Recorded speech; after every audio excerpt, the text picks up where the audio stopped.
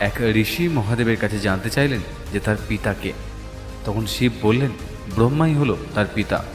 ঋষি আবার জানতে চাইলেন তাহলে ব্রহ্মার পিতাকে। শিব বললেন বিষ্ণুদেব হলেন ব্রহ্মাদেবের পিতা। ঋষি আরও কৌতূহলী হয়ে জিজ্ঞেস করলেন তাহলে বিষ্ণুদেবের পিতাকে।